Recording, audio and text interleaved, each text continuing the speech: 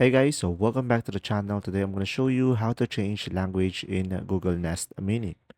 So first one is open Google Home app on your phone and open the Google Home app and make sure you're signed in with the account link to your Nest Mini. And after that, just simply tap on your Nest Mini from the list of devices shown in your mobile device and tap the gear icon in the top right corner of the device screen and scroll and tap Assistant Language. From there, choose your preferred language from the list, and you could also add a second language that Google Assistant will understand and respond to.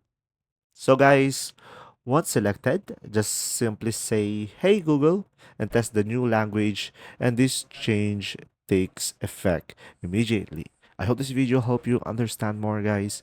If you do, leave a like, and if you have any questions, please leave a comment down below. And thanks for watching. See ya.